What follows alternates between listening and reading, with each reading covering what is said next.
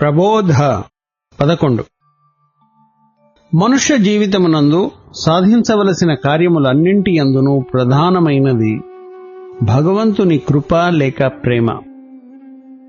అతని ప్రేమ వలన మానవునకు మంచి జ్ఞానము కలిగి సుస్థిరమైన శాంతి దొరుకును. ప్రతి మానవుడును భగవంతుని యొక్క నిజస్వరూపము నెరుగుటకు ప్రయత్నించవలెను. మొట్టమొదటనే మానవుడు అవ్యక్త రూపమును తెలుసుకొనలేడు. మొట్టమొదట ఒక ఆకారమును అర్చించవలెను. దానిని క్రమక్రమమున శక్తిపాతముగా తనలో ఆవిర్భవించునట్లు ప్రయత్నించవలెను. కార్యనిర్వహణాధికారి కేవలము అధికారి మాత్రమే కాదు, సేవాభావము, మంచి ప్రవర్తన కలిగి ప్రజామన్నలను అందుకోవలెను. అప్పుడే అతను చిత్తశుద్ధి కలవాడై నిజమైన అధికారి కాగలడు. సన్యాసమనగా కేవలము తురీయాశ్రమమును స్వీకరించి ప్రజలతో సంబంధము లేకుండా అరణ్యములందు తపస్సు చేసుకొనుట మాత్రమే కాదు, ప్రజల మధ్య సంచరించి వారి కష్టసుఖాలను గ్రహించి వారికి అవసరమైన ఆధ్యాత్మిక విద్య ప్రబోధను గావించుట యతీశ్వరునకు అవశ్యం. సన్యాసిని ఒక విధముగా మత్స్యముతో పోల్చవచ్చును. మత్స్యము చెరువులో ఎప్పుడూ తిరుగుతూనే ఉంటుంది, కాని ఒక చోట ఉండదు. అలా తిరుగుతూ నీటిని శుభ్రము చేయును.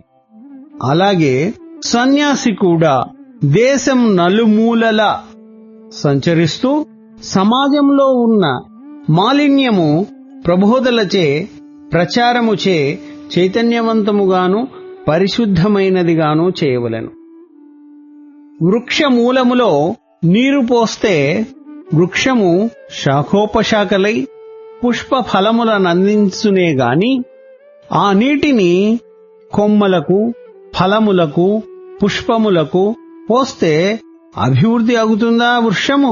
అటులనే మూల కారణమైన భక్తి లేని మానవ సమాజము కూడా మనలేదు.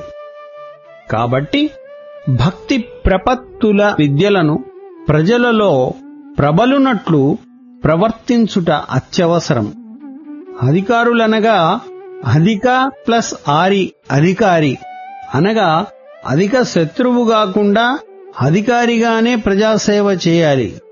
ఏ ప్రదేశమందైనను ప్రజలలో మనశ్శాంతి లేక సుఖ సంతోషాదులు కరువైనప్పుడు అచట దేవాలయములలో, పూజా విధానాలలో ఏదో లోపమున్నదనియే భావించడి వారు పూర్వులు.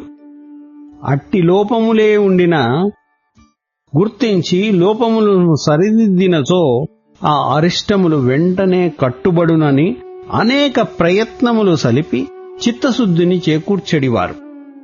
ఇట్టివి నేడు మూఢనమ్మకములని మూటగట్టి పక్కకు నెట్టుచున్నారు.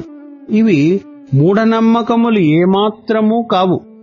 ఆధునిక విజ్ఞానులు ఇట్టి ప్రధాన సమస్యలను గ్రహించుకోలేని దుస్థితిలోనున్నారు. ఆధునిక విద్యలలో పెరిగిన అవినీతి ఇదే ప్రథమ స్థితి. ప్రాచీనులు అన్నింటినీ స్వయముగా అనుభవించి గ్రహించిన పరమసత్యమును ఆధునికులు త్రోసివేయుటలోనే అనాగరికత అభివృద్ధి అగుచున్నదన్న సత్యాన్ని అధిక జనులు గుర్తించలేకపోవుచున్నారు. ప్రతి ప్రాణి ప్రపంచములో సుఖమునే కోరును, దుఃఖమును కోరడు. ధనముపై కొందరు, కనకముపై కొందరు, వస్తువులపై కొందరు, వాహనములపై కొందరు, ఈ విధముగా ఒక్కొక్క దాని వల్ల ఒక్కొక్కరు సుఖమును ఆశింతురు. అయితే వాస్తవమైన సుఖము ఏమిటో తెలిసిన వారు, తెలిసి కొనని వారు చాలా అరుదు. సుఖము 3 రకములుగానున్నది. ఆరంభమున విషము వలె ఉండి విపాకమునందు అమృతము వలె ఉండును. ఇది ఆత్మబుద్ధిచే లభించు సుఖం. సాత్విక సుఖము అనగా శమదమాది సాధనములను అభ్యసించే సమయమున మిక్కిలి శ్రమపడవలసి ఉండును. అందుచేత ఆరంభమున విషము వలె అతి క్లేశకారిగా ఉండును.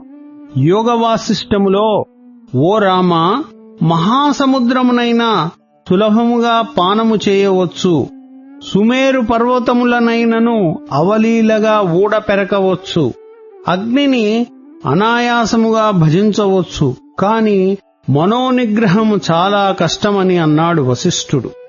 కాన ఒక పరి మనోనిగ్రహమును గాంచితిమా, అదే అమృతత్వము. అట్టి అమృతత్వమును పొందుటకు పూర్వము అతి శ్రమ అనక మనోనిగ్రహమునకై ప్రయత్నించుట ప్రధాన సుఖము. ఇది ప్రథమ సుఖము. విపాకముగా నిర్వికల్ప సమాధి కాలములో లభించు సుఖము వర్ణనాతీతము. ఇది అమృతముతో సమానము. నిర్వికల్పమనగా సంకల్పరహితమైన స్థితియే. వికల్పము లేనిది నిర్వికల్పము. దీనిని సాధనచే సాధించవచ్చును. నిర్వికల్ప సమాధి రెండు విధములు. ఒకటి అద్వైత భావరూపము, రెండవది అద్వైత అవస్థారూపము. త్రిపుటీరహితమైన కేవల బ్రహ్మకారమగు వృత్తి కలిగినచో అది అద్వైత భావనారూపం. సగుణ స్వస్వరూప స్థానము ఎందు లయము పొందినచో అద్వైతావస్థ రూపం. దీనినే నిర్వికల్ప సమాధి అని అందురు.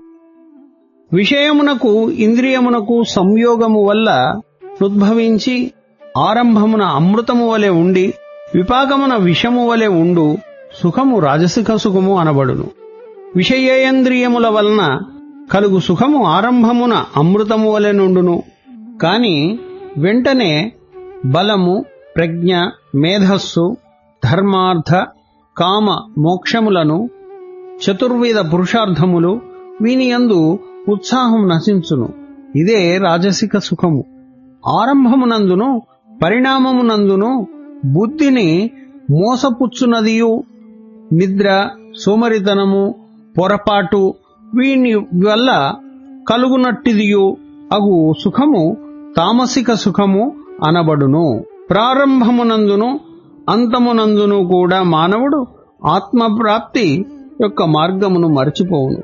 కనుక మూడు విధములైన సుఖములలో స్వాతిక సుఖమును కోరునట్టి మనోబుద్ధులను కలిగించునట్టి విద్యయే నిజమైన విద్య. అది అతి శ్రమలతో కలిగి ఉండును. న సుఖా లభ్యతే సుఖం.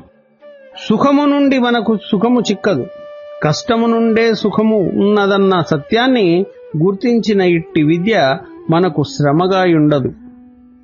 మానవుడై పుట్టి మట్టి విద్యలు, చెత్త విద్యలతో పాటు అమృత విద్యలను కూడా అర్థము చేసుకొనుటకు, అనుభవించుటకు ప్రయత్నించకుండిన జీవితమే వ్యర్థము.